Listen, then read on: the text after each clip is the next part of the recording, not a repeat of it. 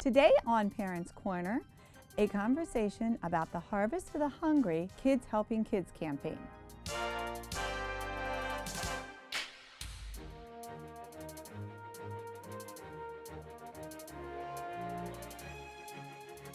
Today we're joined by Susan Thomas, Executive Director of the Arundel County Food Bank. She's here to talk about the Harvest for the Hungry Kids Helping Kids campaign.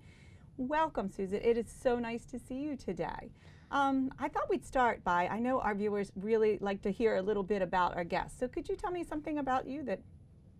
Well, I've been an Arundel County resident for my entire life, and I've worked at the Arundel County Food Bank for 16 years now, and I became the Executive Director in January of 2018. Okay, so it hasn't been too long, but enough to have a good feel for what it's all about in terms of being Executive Director, but then you've been there for a while too. So a lot of people, I've been there, which it's actually quite amazing, and it's part of the reason I wanted to have you here, but a lot of people don't really know what the Arundel County Food Bank is and what it does. So could you give us a little background information? So the Arundel County Food Bank is the distribution center for pantries, soup kitchens, shelters within Arundel County to be able to receive food to either utilize in-house or to give out to the public that needs it. So that way, if somebody needed help, there was somewhere that they can go to in their local community to get that help. All right, so you hold the food, but you don't have a soup kitchen there. It's No. all of those different groups come to you to get food. Yes. Is that right? Okay, so it's having been there, it's really quite amazing because it's a very large. Can you give me a sense of what the building is like? It is about 34,000 square foot building, and it used to be the central kitchen to the Crownsville State Hospital. We have 3 walk-in refrigerators, 2 walk-in freezers, and I want to say about 4 box trucks. We are highly utilizing volunteer support. So we have about 12 drivers right now that are volunteers. So we're always looking for any additional help if anybody has time, especially during the month of November when we start picking up all of the food from the schools. So even if you can't drive, if you're able and you want to ride along and help to pick up the food, it would be great. Okay, so that's actually a great segue into what we're really going to be focusing on today. So year-round, there are groups that donate food to you, Yes. But we have something really special in Arundel County called Harvest for the Hungry Kids Helping Kids campaign. And what I really love about it, as the person from the school system that's worrying about all this and taking care of it and getting the message out, is that the kids, it's educational for the kids because it's kids helping kids and kids understanding the value of charity and helping others. And so can you give me a sense of on your end, what does Harvest for the Hungry look like and why are what is going on here? Well, in the school system alone, there's over 26,000 kids on the free and reduced meal program. Wow. So all of those kids, when they go home, some of the only meals that they have are what the school offers for free. So what we do is we try to make sure that we can bridge the gap to make sure that they either get food to take home over the weekends through the backpack program, or that their parents can get food for free so they have something to subsidize food stamps if they get it. Now, food stamps, a lot of families aren't eligible to receive food stamps, but they're still struggling to make ends meet. Right. So to bridge the gap for those families, the only resource that they have are pantries to go to get food. And this drive is so important, especially at this time of year, because on top of feeding year-round, we have Thanksgiving and Christmas. And this drive makes all of that work possible. Last year it was really important when we were helping with the furloughs and the government shutdown. And it's these kids that are helping the families and their peers. And they don't know that family needs help, but they do. Right. So for people that don't know, and we were just talking about some of the boxes, so what your group is going to be doing, and a lot of these are your volunteers, truck drivers, is you've already communicated with the schools today, I think, communicated with the schools and said, oh, it's time, because the whole entire month of October, from October 1st to October 31st, is what we call our Harvest for the Hungry time. and students, and like in our case, a lot of the staff, central office staff, are donating food and money to the Harvest for the Hungry. So it's a really great way to collect the food. So can you tell me, when I say food, what kinds of items are best for people to donate, the most useful for you? We're always looking for healthy options when at all possible. Wonderful. But canned meats, proteins, peanut butter, jelly, if you're going to donate jelly or maybe pasta sauce, we try to get those items in plastic jars, so eliminate waste and spoilage from them breaking. Which is easier than it used to be, so yeah. It is. But cereals, breakfast bars, pasta, Right. and Right. canned vegetables. Now we're really trying to put focus on healthy eating, so we've been trying to supplement the food with produce that we're giving out every week. Wow. So vegetables are great, but we're giving out about probably 20 to 30 pallets of produce every week now. So we're really trying to supplement that with healthy items. So the proteins, the canned meats, the canned fruits. So you are getting the produce from a different place. Yes. So in terms of the schools, though, you would want to have those canned items, soups, Yes. peanut butter, jelly, all of those kinds of things. And I like to tell people the kinds of things that you know that you would want to eat it at home. And I think we're all trying to be more healthy anyway. Yes. So the things that you would eat are the things, as long as you think that it's going to be okay in a box for a little while, are the things that they want to donate, correct? Correct. Yeah. And yeah. we do have information online. I know it's a lot to remember, so you can always go to our website and look for the full list. And I know, I'm just thinking back to when my kids were in elementary school, they used to just get so excited. So it's just such a nice way to build that excitement in children, you know. So there's the food part of it, but then there are also quite a lot of monetary donations during this drive. So how does that work? So the money that we receive you can do a lot with money. You can actually use it to purchase the food later in the year when you need it. So that way when you have all the food coming in, it gives it so you can have it in the spring when the drives are down.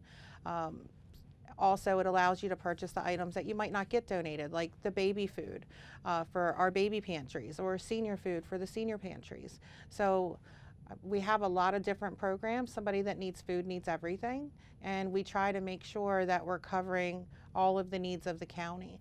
I know the Alice report came out later this year, and 41% of seniors in Anne Arundel County are struggling with their basic necessities. So we started senior pantries. I remember seeing that one. Yeah, that was marvelous. Yeah. But the funds that we get actually allow us to purchase those items as we need based on the inventory to fill in the gaps of donations. So those monetary donations are really important. Oh, yes. Right. They really help, because then you can go through the whole entire year and make sure. And I remember, so you definitely, and I remember seeing that there was the senior area, and then you also have lots of families. You said that you have the baby pantry. So I'm assuming then that there's, and I vaguely remember this, but then so there's formula purchased and those kinds of things. Yes. Along with what's donated. And then you also had, correct me if I'm wrong, but I think you also had an area where you had items for babies as well. We do. The basic necessities, whether it's car seats, cribs, we work with Healthy Start. Okay. And when they do site visits for new families or new parents and they don't have the basic necessities, they'll actually come pick the items up that the family needs. Okay. So you're sort of they're the intermediary between you Yes. and the family that's in need. Which is really important. We really rely on our partnerships as being an indirect service to make sure that we can get all of the items that we have available to the people that need them most. So we're always looking for new partners. Right. Oh, yeah, I know. That's the name of the game in Anne Arundel County. So, and I think the county does a great job of making sure that all those partnerships work together.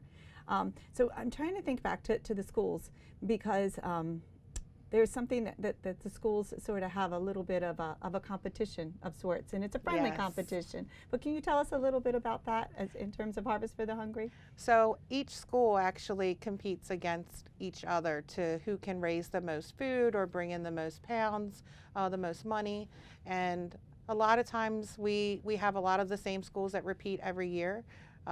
The food drive coordinators are very vigorous. The students are very passionate about the drive, Right. and they do a wonderful job. But we also have a lot of times new schools that just come out and hit a home run one year, and they'll get a new coordinator, and they do amazing. Right, and I remember seeing something where you had some of the posters and you actually had them hung up Yes. in the food bank. So that was really cool. So it's just some of the different ways that students sort of spearheaded and got excited about this time of giving. Yes. And we're always willing to come out and talk to the different schools. If the students want to learn more, we can send somebody down to their schools and speak with them. And Right. that's actually been very successful as well. You've probably gotten a lot of really fun questions from kids. So I love the idea of the excitement and the working together to build that. And so I was lucky enough last year to get to come to one of the ceremonies. So all the different students came in Yes. that had participated with their teacher or a sponsor, principal, that kind of thing. So then they got to celebrate that success and hear about the successes of others, right? And get recognized with an award for the school, and the kids, they'll get certificates. They get to meet the superintendent, which is always fun.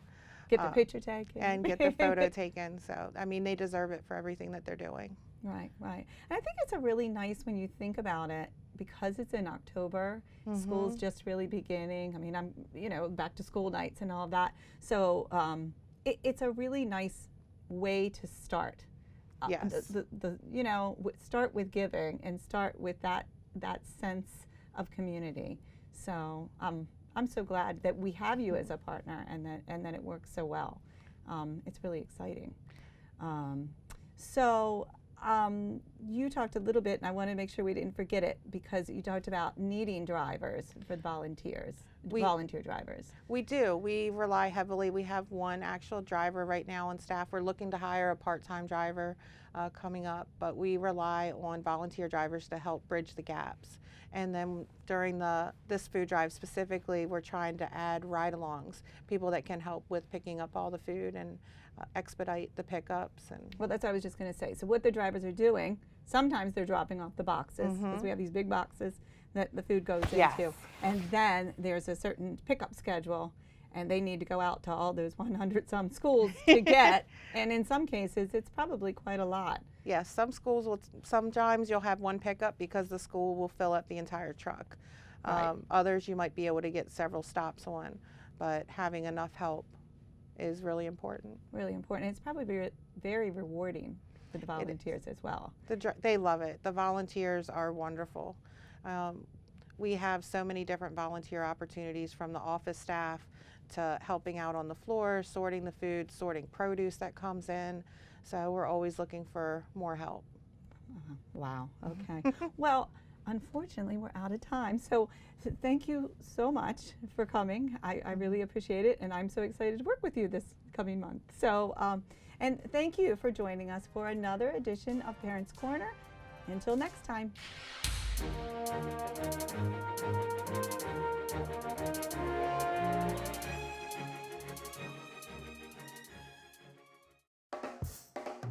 The Cafe at Maryland Hall is a collaborative venture between Anne Arundel County Public Schools and Maryland Hall for the Creative Arts. The culinary arts students of the Center of Applied Technology South not only prepare the wonderful food items, they also manage and staff the cafe. Patrons may enjoy a treat or a cup of coffee while also enjoying exhibits and performances from artists in the AACPS PVA program and local art community. This amazing collaborative partnership gives the community an opportunity to experience awesome food and customer service in a rich, artful atmosphere here in the community's Arts Center, our vibrant and exciting Maryland Hall.